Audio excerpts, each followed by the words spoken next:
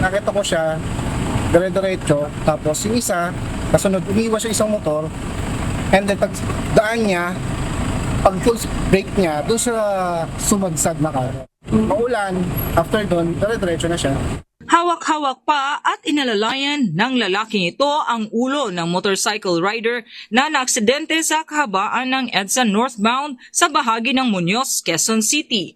Ayon sa saksing si Eldren Enrile, sa mismong harap niya sumemplang ang motorista kaya agad niyang tinulungan. Mabuti na lang at rush hour nangyari ang aksidente kaya mabigat ang volume ng mga sasakyan at mabagal ang kanilang takbo. Isang rider ang huminto rin at tumulong sa pag-alalay. Gusto mo, sasamahan kita? Salamat, sir. Sasamahan kita, ha? Salamat. Kukunin ko yung bag mo, ha? Tumulong na Okay na. kayo, sir. Oo. Medyo ano yung ano niya, yung kilay niya pumutong. Sige po, sige po. Okay, sige, ha? Maraming salamat po, ha. Out ko, sir, out ko, ha? Wala po masakit sa leg nyo? Wala naman po. Salamat po. Dahil may kaunting kaalaman sa first aid, nilagyan ni Eldren ng tissue ang sugat sa ulo ng biktima upang mabawasan ang pagdurugo. Gayunman may payo siya sa mga nagbibiyaheng motorista. Nanonood na din ako sa mga tutorial. So, kung meron kang panyo, pwede naman din panyo, mag-first aid ninyo. So, pwede naman din kung ano man din available na things na nandun sa compartment ng motor ninyo. Pero mas maganda, magdala na rin kahit paano ng mga first aid kit dun sa motor ninyo. In case of emergency.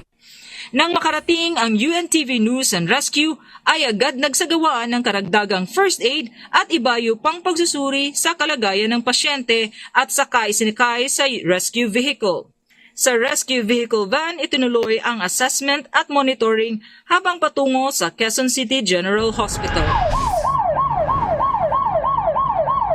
Samantala, sa Bacolod City, tumugon sa tawag ng Disaster Risk Reduction and Management Office, Bacolod City, ang UNTV News and Rescue Team hinggil sa vehicular accident sangkot ang isang motorsiklo at isang nakaparadang 10-wheeled truck ng soft drinks.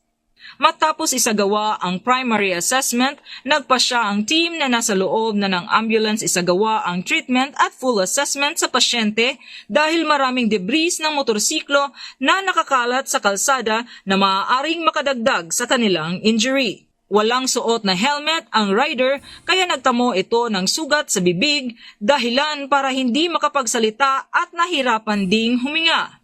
Nakita agad namin na ang kanyang upper lip ay may avulsion, dahilan upang mahirapan makapagsalita ang pasyente.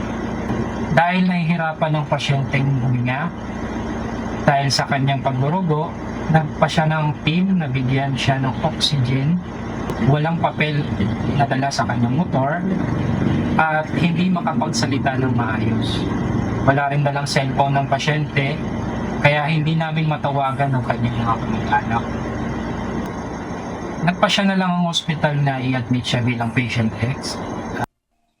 Sa mga nangangailangan na agarang tulong sa panahon ng aksidente o sakuna, maaaring makipag-ugnayan sa UNTV News and Rescue Hotline 8911 UNTV o 8911-8688. Linagyan UNTV News and Rescue. Diyos ang aming sandigan, serbisyo publiko ang aming pinahalagahan.